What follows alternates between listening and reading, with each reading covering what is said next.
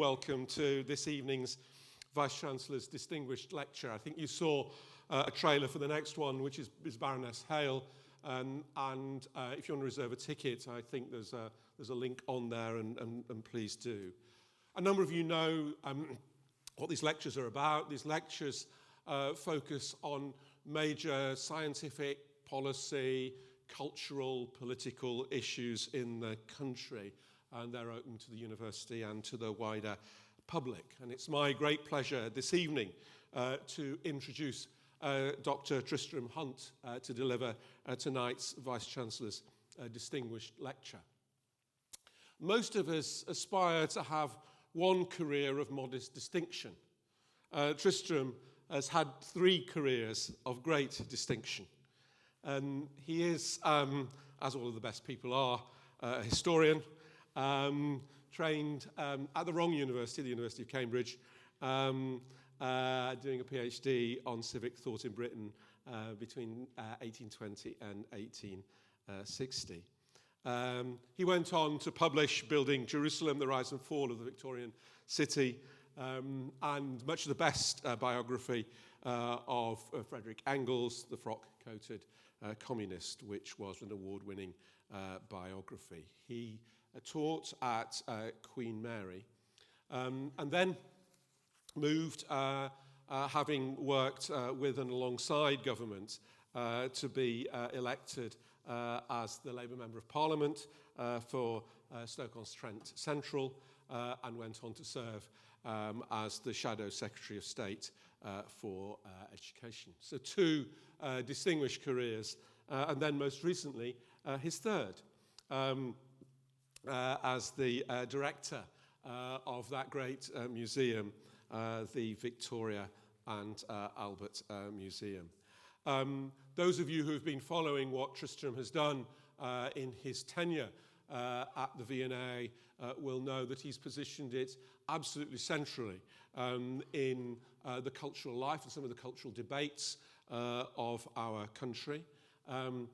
He has made the collection much more open than it's ever been, with the East London development, the V&A Dundee, and that reimagining of what museums should be in and for the 21st century. So, a speaker of great distinction, a speaker who, sparing his blushes, occupies a very important very important position in the public and cultural life of our country. And it's my great pleasure now to hand over to Dr. Tristram Hunt and invite him to deliver this evening's Vice-Chancellor's distinguished lecture, The Civic and the Global, the V&A and the Cultural Mission of Museums. Ladies and gentlemen, Tristram Hunt.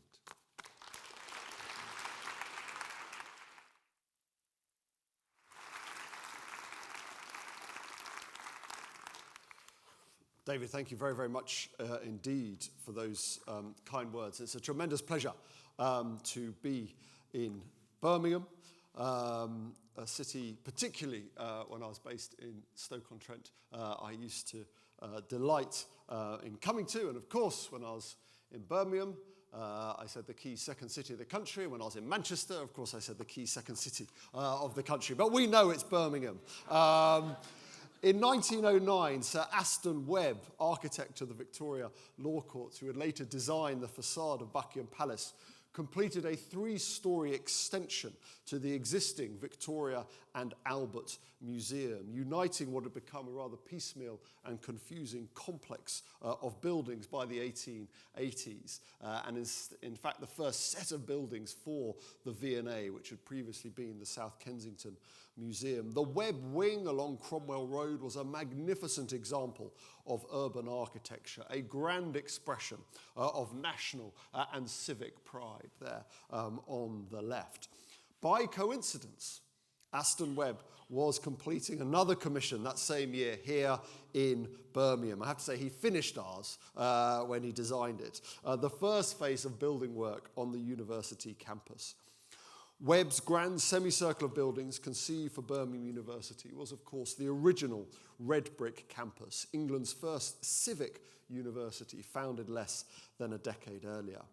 These grand architectural interventions in South Kensington and Edgbaston were eloquent testimonies to some of the theme I hope to draw out this evening: the democratic civic impulse committed to the advancement of public education, regional culture and industry. As King Edward VII said on the opening of the university buildings, the home of the best traditions in municipal life.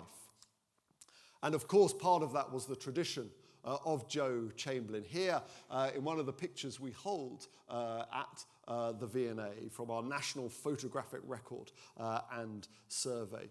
Joseph Chamberlain, in his revolutionary philosophy of municipal activism, campaigned not only for the transformation of the civic fabric of Birmingham, but also, as he called for, a great school of universal instruction in his adopted city to provide the skilled professional workforce to benefit the city's industry. Chamberlain, as the university's first chancellor, helped steer this new institution with civic vigour, welcoming students from all religions, crucial for his own background and from all backgrounds.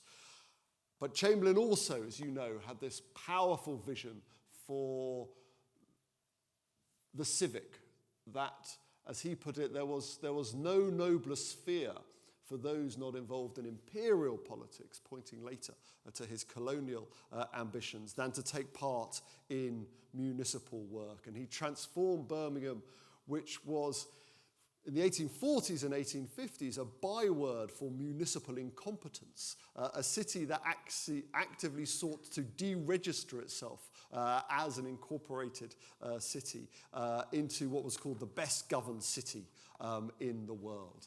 And today, I think in the university here, that tradition of democratic civic vision with a global sensibility is very much at work. And I had the enormous privilege this afternoon to go and see the Barber Institute and the collection which exists here in the university, which I think any national museum would be proud of. And indeed, they do seem to borrow an awful lot from Birmingham a lot of the time.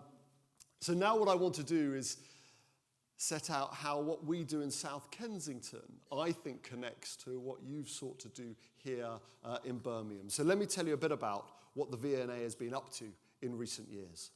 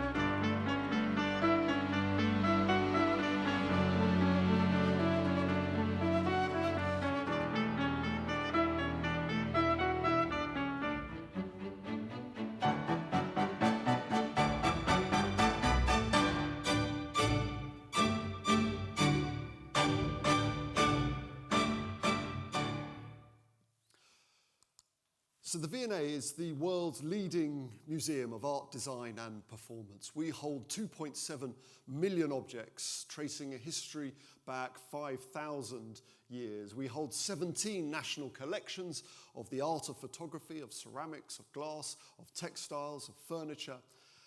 And if there are two words that sum up the collection, it's ingenuity and imagination.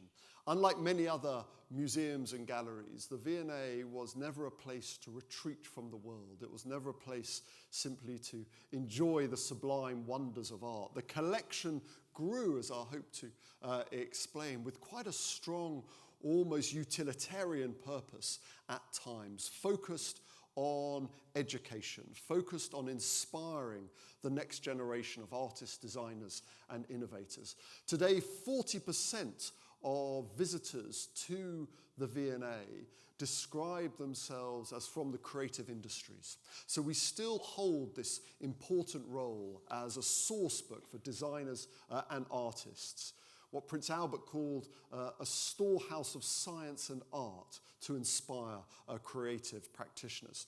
And within our collection, we have some fabulous works from here in Birmingham. Works by Augustus Welby Northmore Pugin and manufactured by John Hardman on the top left. Some Elkington, obviously. Angus Patterson, our great curator of metal and iron, is a fabulous exponent of Elkington's work. We have the interior, the Grove in Harborne, designed by John Henry Chamberlain, the great architect of so many wonderful civic and domestic works here in Birmingham. Of course, Matthew Bolton on the bottom left, who sits in our British galleries next to Josiah Wedgwood. A new work next to it, a print by John Howard, The Pyramid de Birmingham, referencing Piranesi's pyramid. And then a Birmingham designer, Osman Yousafzada, who appeared in one of our Fashion in Motions. We do 4 Fashion in Motion exhibitions every year, showcasing new fashion designers from around the world within the galleries. We also put on fantastic exhibitions at the V&A. Right from the beginning, the museum has had this strong focus on a public program. And whenever people say to me, oh, your program is a bit, vulgar and populist today, I say, well, our first exhibition in 1862 was the wedding list of the Prince and Princess of Wales. So I think we've been getting better since then. On the left, our Christian Dior Designer of Dreams exhibition, a big immersive account of Dior's and those who succeeded in the post story of fashion. And then on the right, a current exhibition on cars and car design. And this has brought a new audience and demographic into the museum called men. And we're working out how to deal with them. But they're very welcome. They don't spend as much, I have to say, as some of our other visitors, but they are nonetheless very, very welcome. But we are also a living, breathing museum. Last year, ladies and gentlemen, we sold 105,115 scones. If you want the best scones in London, come to the V&A. We have our own beehives on the roofs of the buildings, and the honey is very sweet because the bees like the lychees in the Chinese ambassador's garden, and it gives it a particular taste. And we do yoga. We do yoga in our galleries. V&A Yoga is the 3rd most searched term on our website, and here they're doing the downward dog or something in the Raphael Gallery. And as the Vice-Chancellor very kindly pointed out, 3 years ago I was proud to be appointed director of this remarkable institution. Although some did ask at the time what, as a former Westminster MP, could have possibly prepared me for working in a vast Victorian edifice surrounded by gnarled historical artifacts. But somehow there was some training in, although I have to say, as good a training in politics as the Parliamentary Labour Party is, nothing prepares you for the V&A curators. They really know how politics works. But there was always, I felt, this very interesting difference between these two classic mid-Victorian buildings and the ethos surrounding them, that at the V&A, we deal with 5,000 years of history, but it's a really rigorous, energetic engagement with the nature of the past and its meaning for the present. Whereas I always felt in Westminster that the past had this kind of cloying sense of nostalgia about it, and the past was not a source of energy and insight and dynamism for the present. And actually, it was far more backward looking. So let me say something about the foundations of the museum. We were called by our first director, Sir Henry Cole, a refuge for destitute collections. And there is a sense that the V&A holds everything that the British Museum or the National Gallery didn't want. Some have called us the nation's attic, and Roy Strong, one of my predecessors being Roy, called the V&A an extremely capacious handbag. But in fact, there are some strategic foundations to the origins of the V&A. And the first is global, and it's colonial. That during the course of the 18th century, the East India Company was the vehicle for British colonialism within Bengal and South Asia. And with the psychology of colonialism went the psychology of collecting. And as the East India Company grew in power and its rapaciousness increased, part of that was about collecting items to bring back to Britain to show the power of the John Company. And that's why we have within the collections some of the most fabulous textiles and fabrics from South Asia shown in our Fabric of India show, which became part of the East India Company repository, so the Museum of the East India Company, which then became the India Museum, which then formed part of the South Kensington collection. And it's why we also have one of the great highlights of the collection, which is Tipu's tiger, the man-tiger organ, as it's known. And this is a fascinating story of the change in the meaning of an object. This was commissioned, we think, by Tipu Sultan, the great Muslim ruler of Mysore, who sought to resist British colonialism and the expansion of Wellesley. The British kidnapped his children and held them hostage.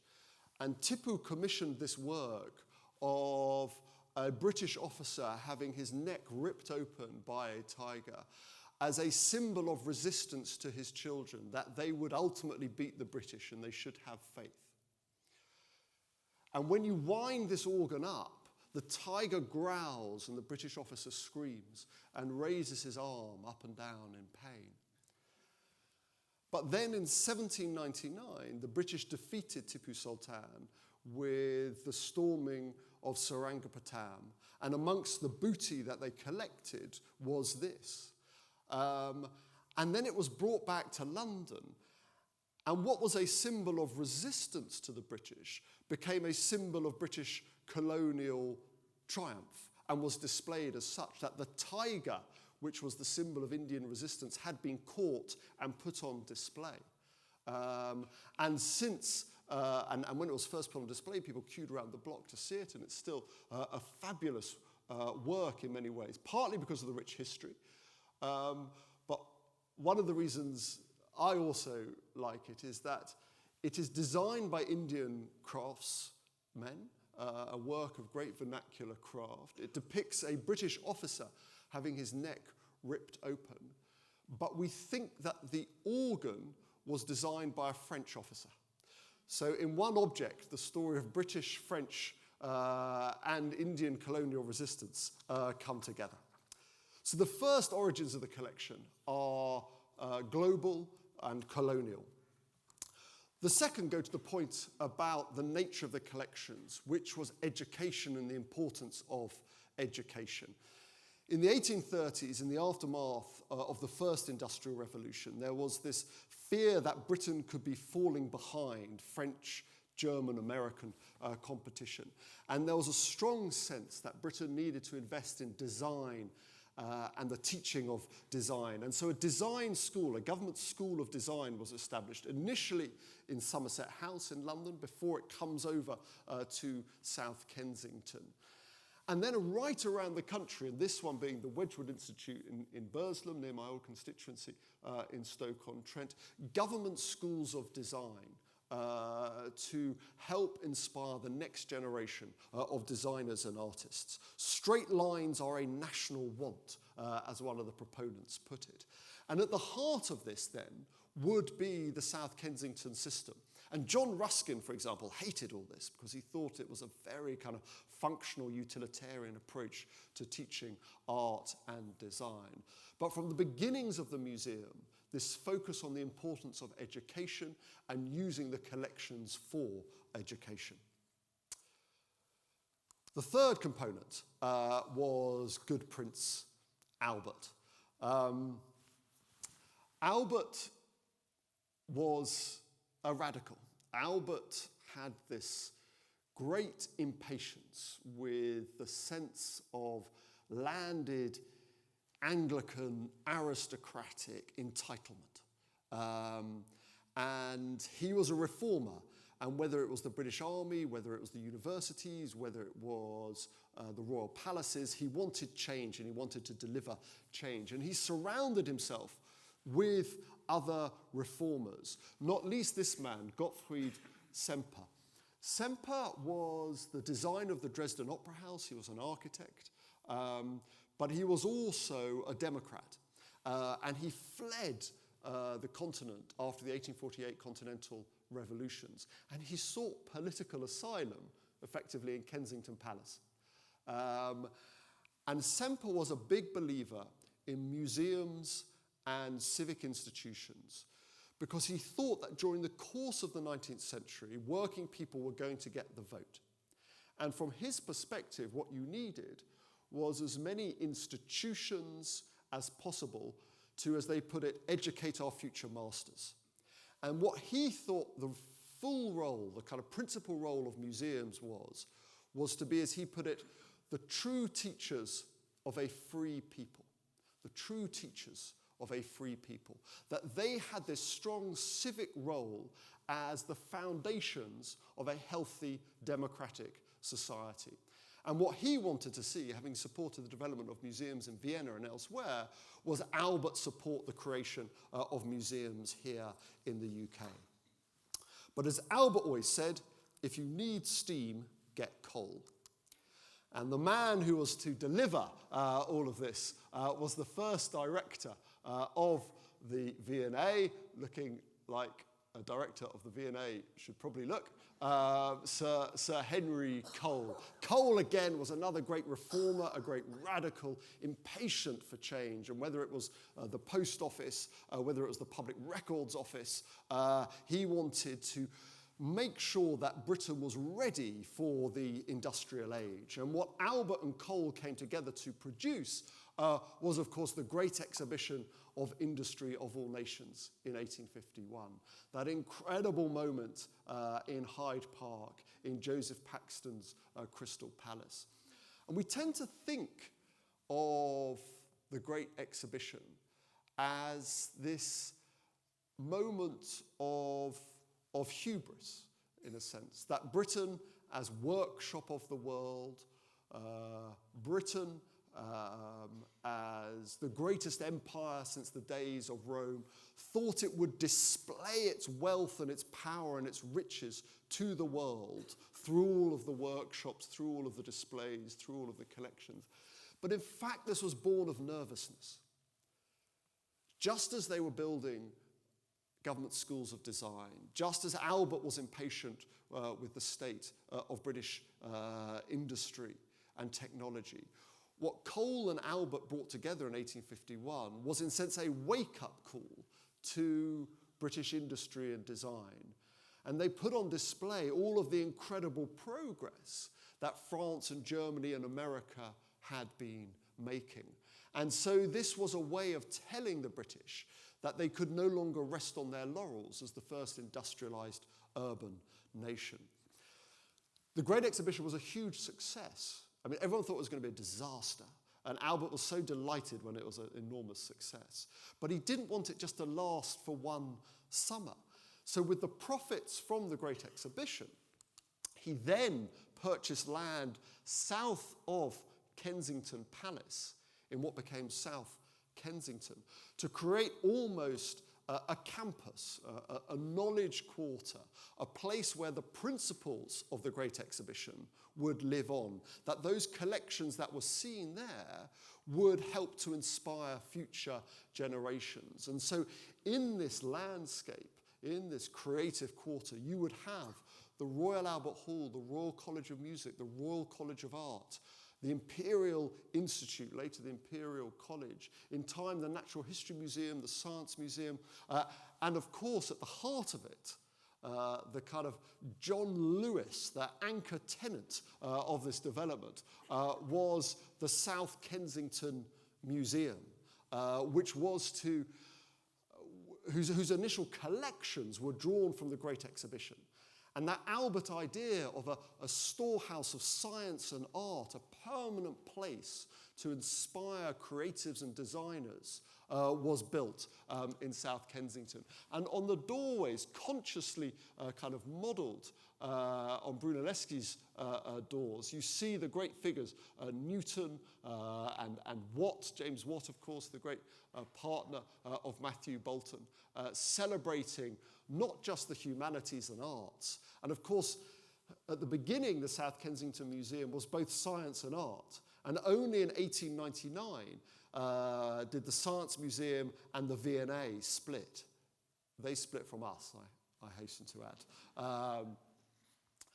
But from the beginning, the South Kensington Museum, I'll call it the V&A, had a different ethos. In contrast to the British Museum or the National Gallery, this was a consciously democratic civic space. This was a museum for everyone.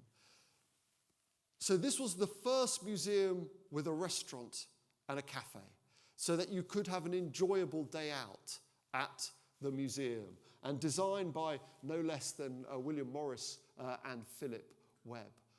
The Green Room. Those of you of a certain age will remember the terrible advertising campaign of the early 90s, of the V&A being described as an ace cafe with quite a nice museum attached. But actually, the importance of eating and dining and having an enjoyable day was there from the beginning. The V&A was also the first to introduce gas lighting to the galleries, so that working people who could not get there during the day could enjoy the collections after work. The V&A was first to introduce labelling onto objects, so you didn't have to buy one of the catalogues. Actually, you could understand the collections and the meaning of the collections for yourselves. One of the first exhibitions, alongside the wedding list, was a very controversial display known as the Chamber of Horrors. And it was an account of what not to have in your home. And so just as the museum was there to teach the principles of democracy and civic life, it was also there to teach the principles of good taste.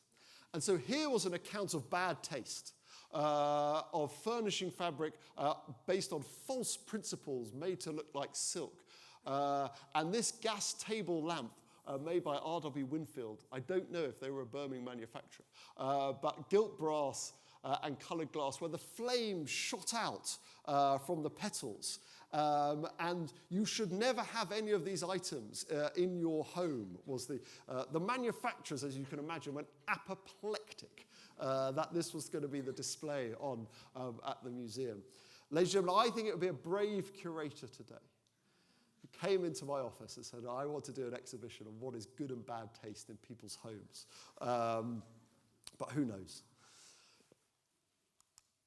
The collections then began to develop during the 1860s and 1870s. And one of the most important moments was the decision by Queen Victoria in the aftermath of Prince Albert's death to lend the Raphael cartoons to the South Kensington museum. The Raphael cartoons are still seen by many as the greatest works of art in British collections. They were commissioned by the Vatican for the tapestries that hang in the Sistine Chapel, woven in Bruges. King Charles I then purchases them in the early 1600s to build up the Mortlake tapestry industry. And they are an account of the acts of Peter and Paul. And they are sublime works of the high Renaissance. And this summer, actually, we took the frames off and you got right up close to them. And you saw the kind of watermarks still on the paper. They are cartoons because they're on paper. They are works on paper. And the depiction here of the reflection from the miraculous draught of the fishes is still absolutely tingling. They were in Hampton Court, and so Queen Victoria packs them up here and transports them by horse to the South Kensington Museum to say to the world that I have faith in this museum. I am lending the most precious items in the royal collection to this museum as a symbol and sign of my faith in what is taking place in South Kensington. And then during the course of the 19th century, the collection grows. And here is some of our works from Korea. When Japan begins to open up in the second half of the 19th century, the Japanese collection grows, and we're just about to have a big kimono exhibition. The Chinese collection again grows. And then one of the highlights, the collection of North African and Middle Eastern Islamic architecture. And here, most famously, the Ardabil carpet, one of the world's great carpets, which William Morris convinced the director of the Victoria and Albert Museum to buy. The spirit of some of this created a sense of tension because, in a sense, there's a professionalization of the museum. And suddenly you had curators who were keen to go around the world, and particularly Renaissance Italy, and buy up great collections. And the original ambition of the museum, that strong focus on manufacturing and design and helping technologists, seemed to be lost. But the argument always was that actually having these collections from around the world would also be a source of great inspiration. And if you think of how influential Islamic design was upon William Morris and Owen Jones, this was a story of thinking about creativity, of imagination and ingenuity from right around the world. What also was one of the highlights of the museum, speaking to a sense of what can be achieved around the world, were the plaster cast courts, whereby through a series of plaster cast copies of great works of art and architecture, principally from Europe, working people who could not afford to go to Paris or to Florence or to Rome could come to South Kensington and see these incredible artifacts for themselves.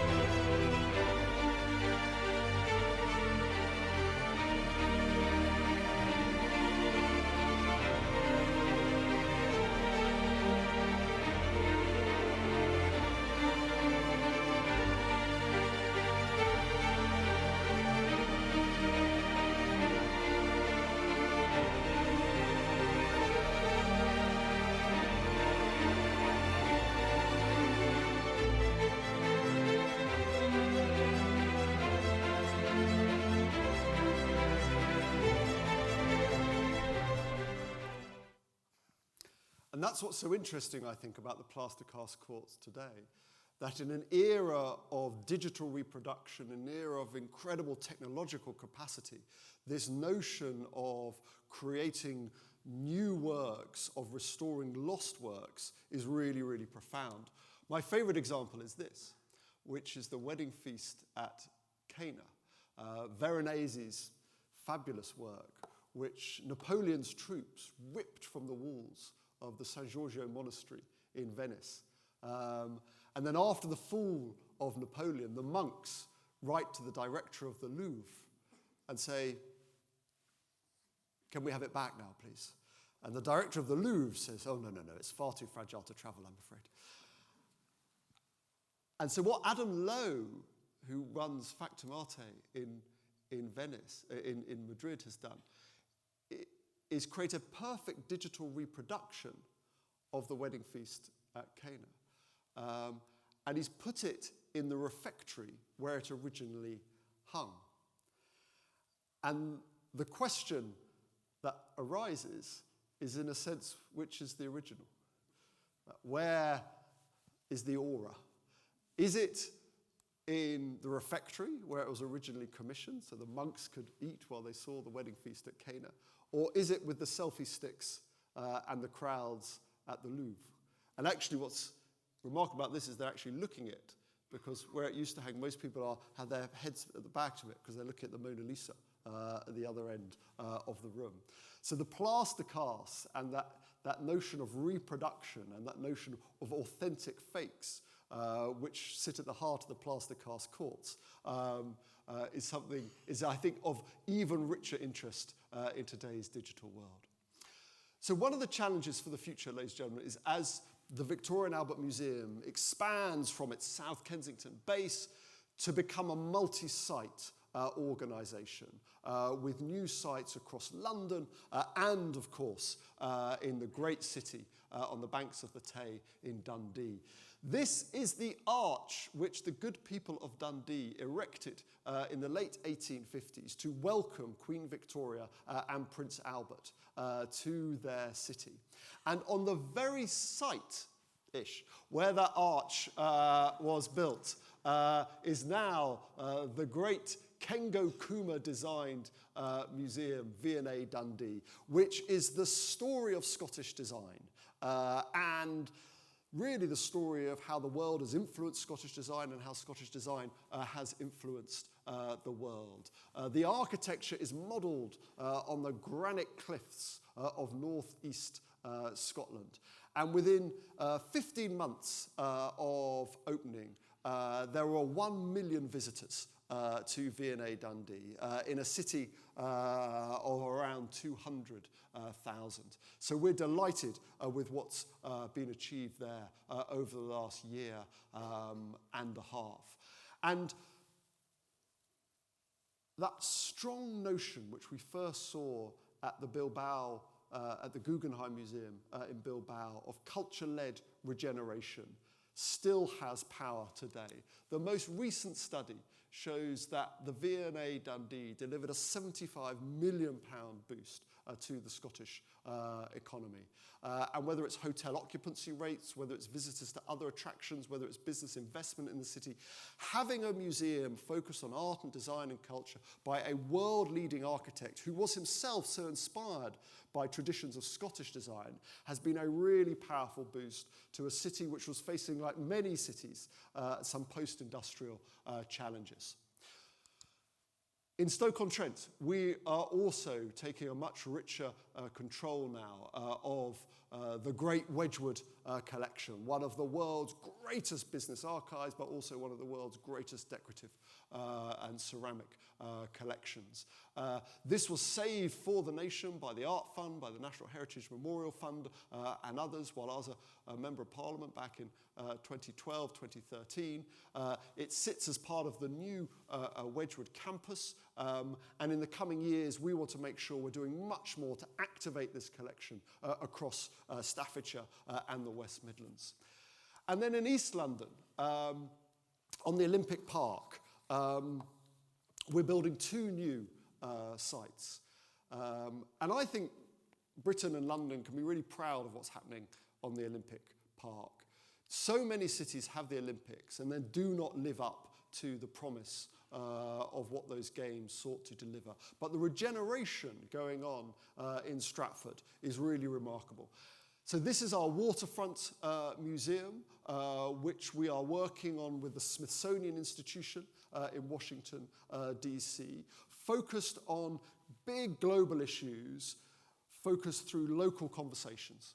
So what we're doing there much more actively is thinking how we connect with the fastest growing, youngest, most diverse communities in the UK, if not Europe, and thinking about how our collections can work much more actively for them, by also approaching the collections in a much more thematic way at big issues framed through our collections.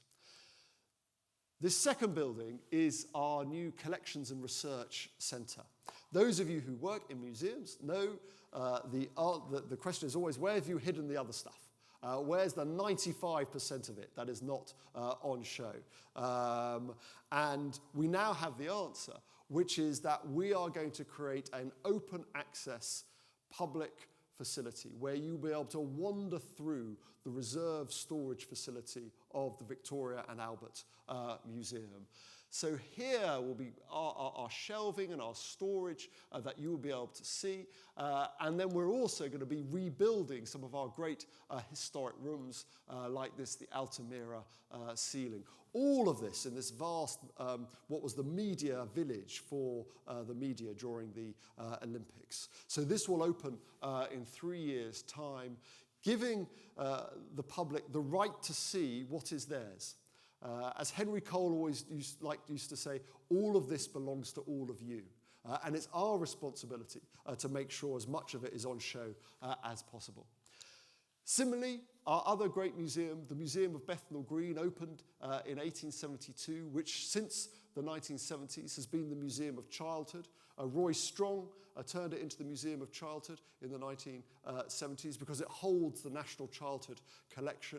This is a wonderful museum, those of you who know it.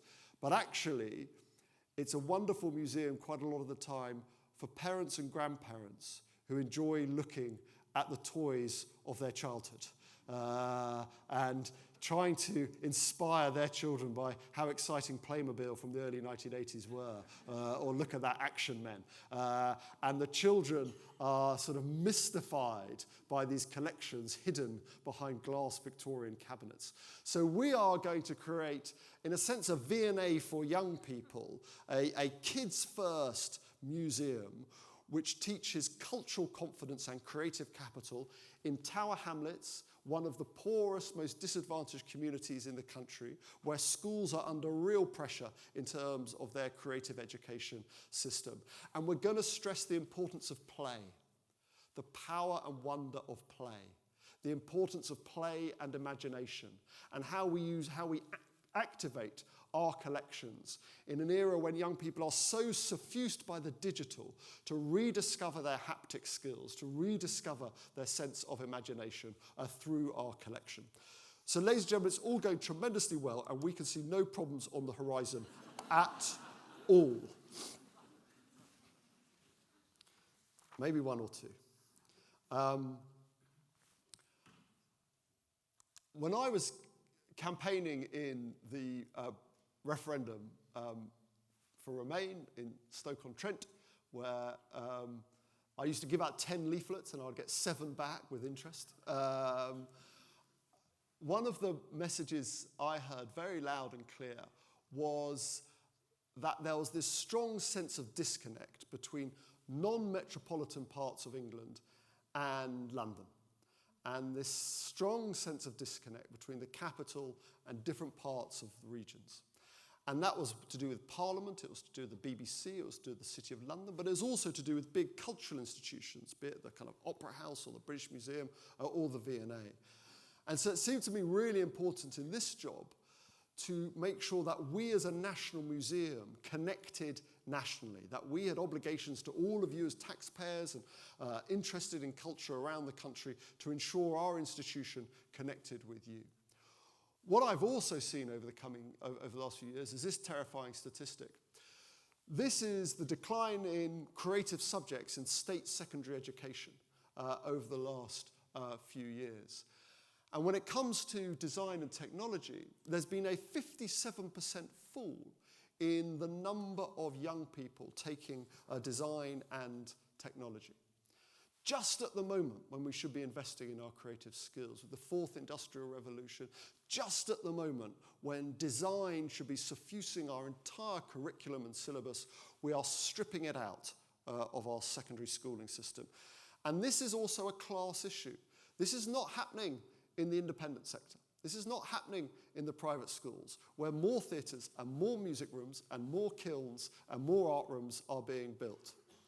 So it seemed to me that we, as a museum of design education, which came into being through the design school movement of the 1830s and 40s, should speak to this.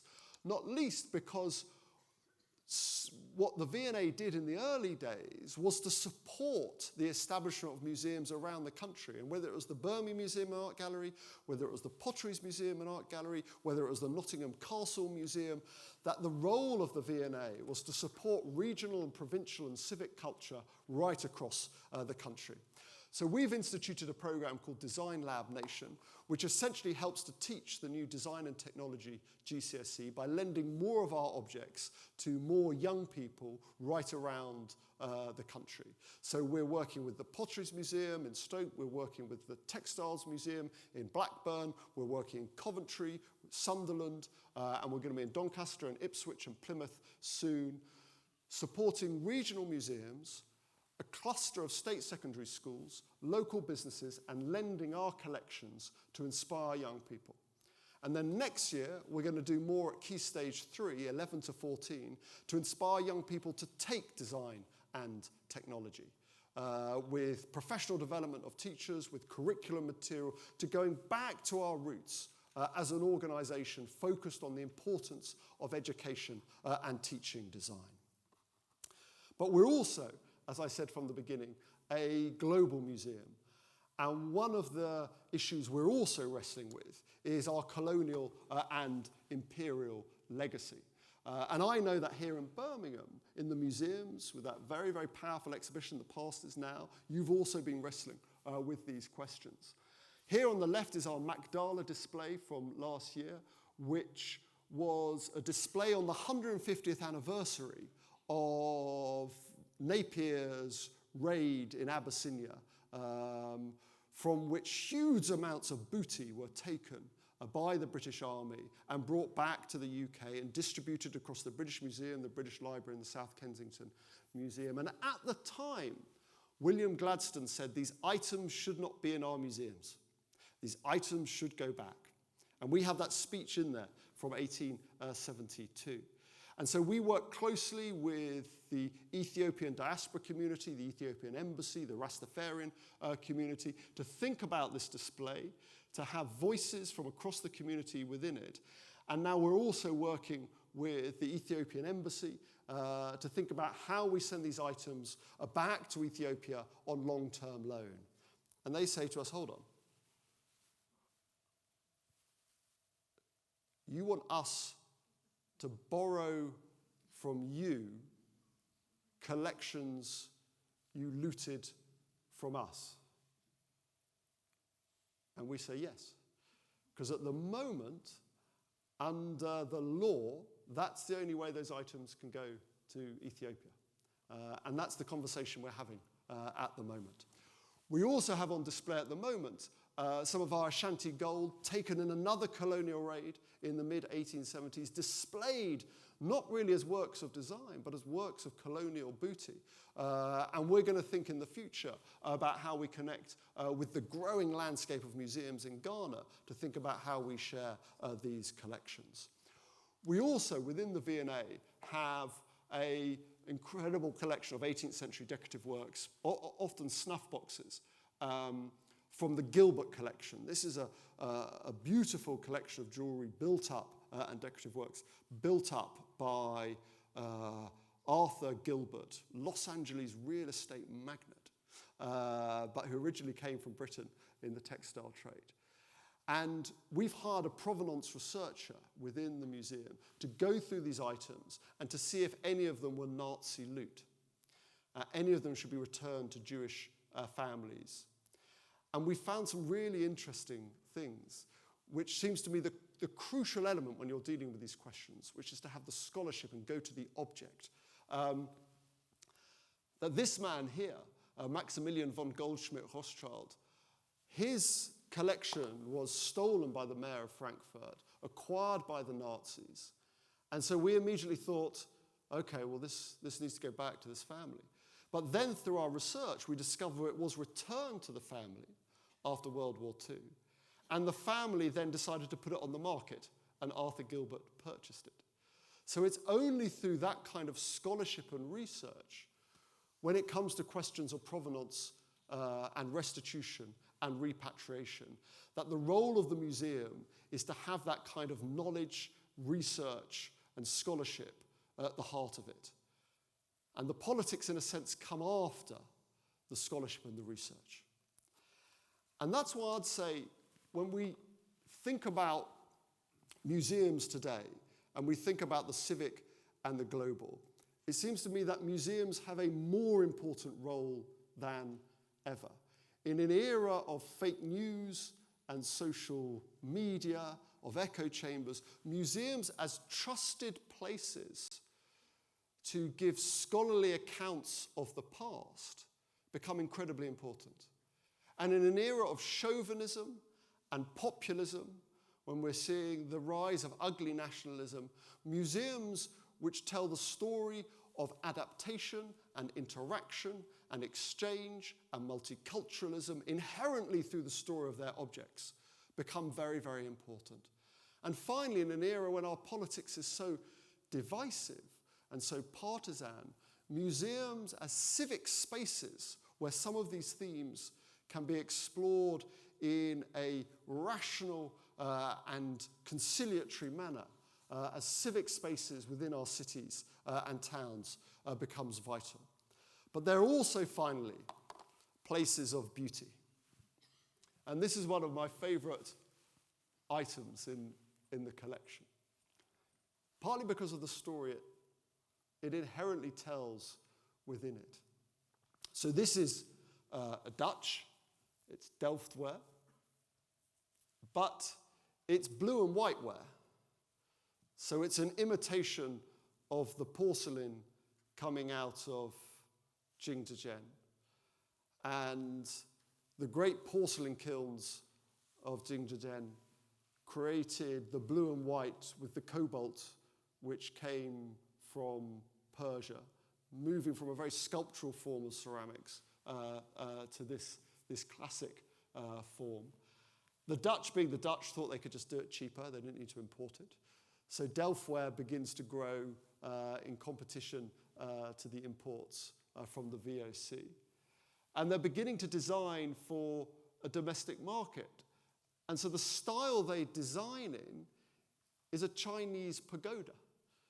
So having taken the style from China, turned it into a Dutch product, they're then going back to the original Chinese style.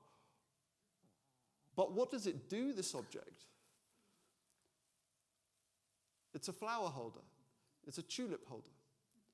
To hold the national flower of Holland, the tulip, which originally comes from Iran.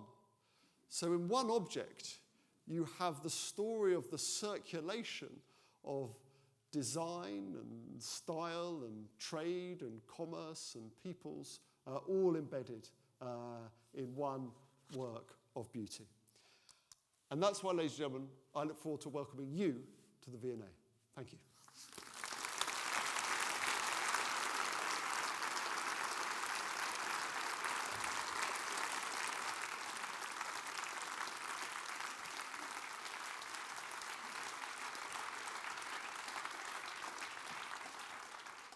Tristram, thanks very much. Brilliant celebration, challenge, the past, the present, and the future that we can all make, all in one magisterial talk. We've got time for questions.